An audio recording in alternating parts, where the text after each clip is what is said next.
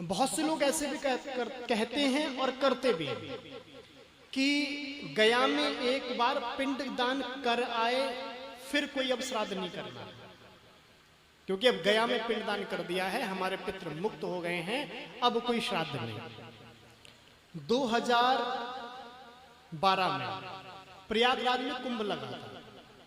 वहां पर परम विद्वान रामकथावाचक धराचार्य जी महाराज, उनकी कथा चल रही थी, वहीं पर सभा लगी थी विद्वानों की, और इसी विषय पे शास्त्रार्थ हुआ था कि अगर किसी ने गया में श्राद्ध कर दिया, और गया की ऐसी महिमा है कि गया में श्राद्ध करने के बाद पितृमुक्त हो जाते हैं, फिर दोबारा श्राद्ध करना चाहिए या नहीं करना चाहिए।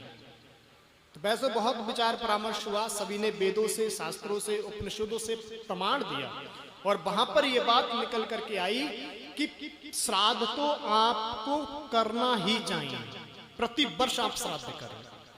जो ये श्राद्ध पक्ष आता है, पितृपक्ष जो भी चल रहा है, इस बीच में श्राद्ध तो अवश्य ही करना चाहिए। आपके जो पूर्वजों की तिथि हो, उस तिथि पर श्राद्ध करो, या अगर आपको याद नहीं है तो सर्वपितृ अमावस्या आती है, उस सर्वपितृ अमावस्या पर आप ब्राह्मणों को बुला करके तर्पण आदि करवाओ, वो करना ही चाहिए।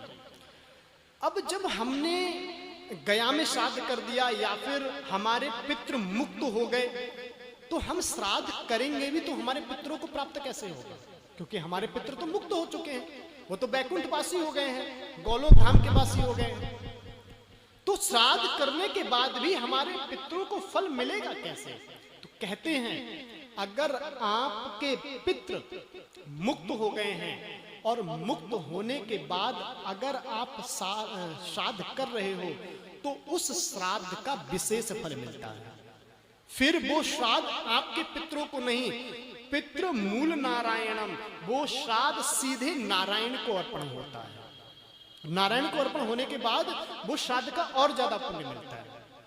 और कदाचित आपके पितृ किसी दूसरी योनि में चले गए हैं, भाई नियम के अनुसार प्रत्येक जीव को देह मिलता है, तो अगर आपके पितृ किसी दूसरे योनि में हैं और आप श्राद्ध कर रहे हो, तो वो जिस योनि में हैं आप श्राद्ध करोगे, आपका श्राद्ध आपके पितृ को उस योनि में प्राप्त हो जाएगा। जैसे आपके पितृ किसी बछड़े की योनि में है तो दूध के रूप में आपका श्राद्ध का फल मिल जाएगा। अगर किसी जल में है, जल जीव के रूप में है, तो खाद्य पदार्थ आदि के रूप में उनको आपके श्राद्ध का फल मिल जाएगा। यानी कि श्राद्ध आपका व्यर्थ नहीं जाने वाला, आपका श्राद्ध लगता जरूर है। तो जितना भी हो सकता है, जैसे भी हो सकता है, श्राद्ध करना चाहिए। और ये नहीं कर सकते तो मैंने आपको बताया ही, श्राद्ध पक्ष के अवसर पर पीपल के नीचे दीपक जला सकते हैं आप घी का, बट के नीचे दीपक जला सकते हैं, बट की परिक्रमा करके अपने पितरों के निमित्त प्रार्थना कर सकते हैं।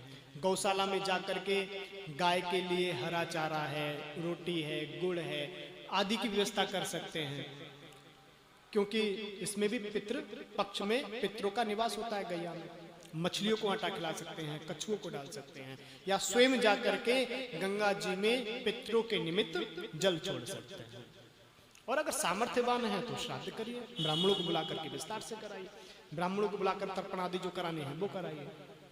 किसी समय का अभाव है और इतना सामर्थ्य नहीं है तो आप ये काम भी कर सकते हो।